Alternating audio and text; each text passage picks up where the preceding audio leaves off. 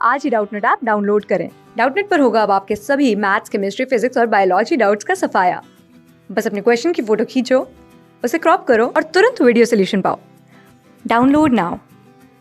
Hello friends, Doubtnut में आपका स्वागत है। हमारे सामने जो सवाल दे रखा है इसमें हमें बोला है यदि 64 की घात n माइनस में 62 की घात 2n प्लस 1 को 9 से विभाजित किया जाए तो शेषफल होगा।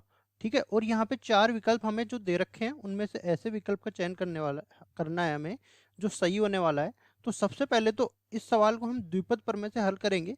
तो द्विपद प्रमेय में सबसे पहले मैं द्विपद का प्रसार कैसे करते हैं वो मैं बता देता हूँ। ये देखो a प्लस बी, ये कोई द्विपद हो गया, इस पे घात लगी है n, इसका प्रसार मेरे को करना है तो इस तरीके से प्रसार करेंगे। सबसे पहले आएगा nc0, nc0 के साथ a की घात तो n हो जाएगी लेकिन b की घात 0 आएगी। अब जैसे जैसे अपने पास द्विपद गुणांक में बढ़ाता जाऊंगा, nc 1 हो गया तो a की घात तो घटती जाएगी और b की घात बढ़ती जाएगी। यहाँ पे nc2 में a की घात 2 घट गई, n माइनस 2 हो गया, b की घात 2 बढ़ गई। ठीक है, अंत में जो सबसे अंतिम पद आएगा उसमें ncn आएगा। ठीक है, और इसमें देखो एक की घात यहाँ पे जाके n माइनस एन करके 0 हो जाती है और b की घात जो है 0 प्लस एन करके n हो जाती है। इस तरह से हम द्विपद का प्रसार कर देते हैं। अब देखो हमारे पास व्यंजक दे रखा है 64 की घात n माइनस में 62 की घात 2n प्लस 1। अब देखो 64 और 62 इन दोनों को हम इस तरह से बदलेंगे कि जो भी अपने पास जो है जोड़ या बाकी करने पर अपने पास ये 9 का कोई गुणांक आ जाए। तो देखो 64 और 62 के बीच में 63 आता है जो कि 9 का गुणांक है। ठीक है, 9 का एक गुणज है। तो यहाँ पे देखो इस तरीके से बदल सकते हैं। 64 को तो मैं लिख दूं 63 माइनस में 1 इसकी घात n, और इसको मैं लिख दूं, सॉरी 64 को तो 63 प्लस 1 लिख दूं और 62 को लिख दूं 63 माइनस 1 इसकी घात 2n प्लस 1। इस तरीके से अब देखो दोनों तरफ मैं द्विपद का प्रसार कर देता हूँ। ये वाला जो द्विपद है इसका प्रसार इस तरीके से करता हूँ। देखो पहले वाले का nc0 63 की घात n गुणा में 1 की घात 0 लिखने का कोई मतलब ही नहीं है। देखो 1 की घात 0 लिखो, 1 लिखो, 2 लिखो, 1 की घात कितने भी लिखो गुणा होके वो वही संख्या आ जाती है। तो 1 की घात मैं नहीं लिखूंगा। इस तरीके से आगे वाला अपने पास आ जाएगा nc1। अब 63 की घातें घटती जाएगी, 1 की घातें लिखने की जरूरत नहीं है। n माइनस 1 nc2 यहाँ पे आ जाएगी कितनी 63 की घात n माइनस 2। इसी तरह आगे तक चलता जाएगा। ये देखो जो अंत से पहला वाला पद है वो तो आएगा एन सी एन माइनस 1 63 की घात 1, और यहाँ पे आ जाएगा एन सी एन 63 की घात 0। ठीक है, अब देखो ये नीचे वाला जो है इसका भी प्रसार कर देते हैं। इसको एक कोष्टक में ले लेते हैं और दूसरे वाले को अलग कोष्टक में ले लेते हैं। तो यहाँ पे मेरे पास क्या बनेगा, देखो यहाँ पे n की जगह 2n प्लस 1 है तो 2n प्लस 1 C0 यहाँ पे आ जाएगा 63 की घात 2n प्लस 1। ठीक है, और 1 की घात 0 लिखने का कोई मतलब नहीं है। अब देखो यहाँ पे माइनस आ गया ना, तो माइनस 1 की घात, यहाँ पे देखो 1 की घात 0 नहीं आएगी, माइनस 1 की घात 0 आएगी। और जब भी माइनस 1 की घात सम आती है ना तो प्लस से खुलता है, और जब माइनस 1 की घात विषम आती है तो माइनस से खुलता है। तो यहाँ पे देखो सम थी, ये प्लस से खुल गया, अगला वाला जो है माइनस से खुलेगा, फिर इससे अगले वाला जो है प्लस से खुलेगा। इस तरह अपने एक एक पद करके हम लोग जो है माइनस प्लस करते हुए चलेंगे। तो यहाँ पे ये माइनस से माइनस के साथ आएगा 2n प्लस 1 C1 63 की घात, यहाँ पे देखो एक कम कर दो कितनी हो जाएगी 2n। इसके बाद अगला वाला पद जो है प्लस के साथ आएगा 2n प्लस 1 C2 63 की घात, 63 की घात कितनी हो जाएगी 2n माइनस 1। ठीक है, 2n माइनस 1 होगी और यहाँ पे देखो माइनस 1 की घात 2 हो गई तो ये प्लस हो गया। इस तरह से ये चलता रहेगा आगे तक। ठीक है, इसका देखो अंत से पहला वाला पद कितना आएगा 2n प्लस 1 C, ये आ जाएगा 2n, यहाँ पे 63 की घात 1 आ जाएगी। ठीक है, और ये देखो यहाँ पे 2n है मतलब माइनस 1 की घात 2n आएगी, मतलब सम घात है तो ये प्लस से खुलेगा। और इससे आगे वाला जो है विषम विषम घात बनेगी तो ये माइनस से खुलेगा। 2n plus 1 C 2n plus 1 63 की घात तो 0 हो जाएगी, माइनस 1 की घात 2n प्लस 1 हो गई जो यहाँ पे जो है माइनस के साथ आ गई। ठीक है, यहाँ पे मैं लिख भी देता हूँ 63 की घात यहाँ पे 0 है। इस तरीके से हमने जो है द्विपद प्रसार कर लिया। अब देखो आगे इसको सरल करते हैं।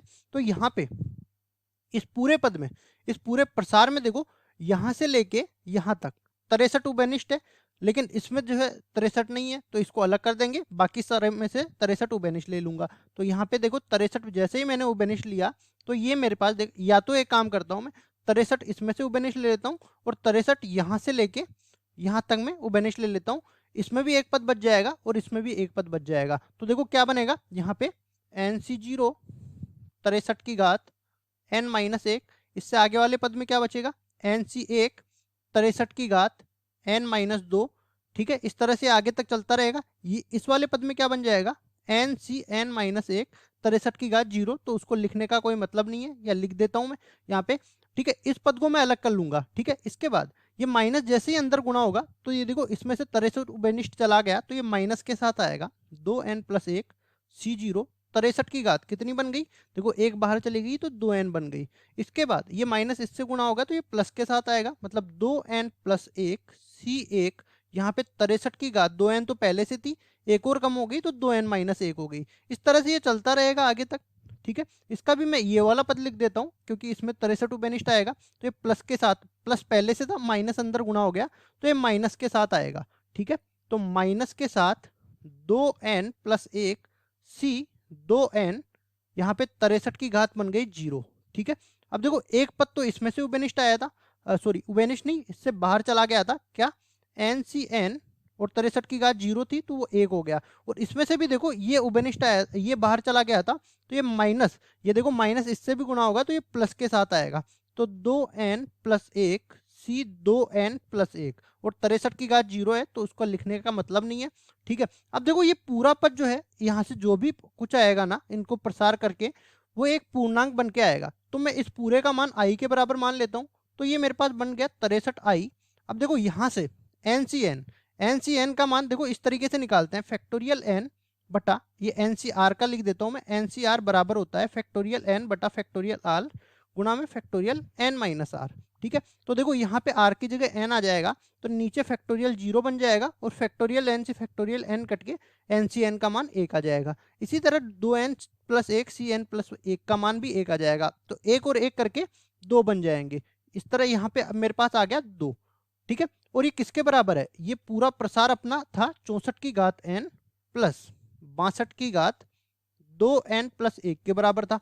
अब देखो यहाँ पे मैं और क्या कर सकता हूँ, यहाँ पे इसमें देखो पूरा पूरा भाग जाएगा 9 का, या फिर इस तरीके से मैं लिख सकता हूँ इसको 9 गुणा में 7i प्लस 2, इस तरीके से लिख सकता हूँ। अब देखो 7i को मैं k लिख दूं तो 9 गुणा में k प्लस 2।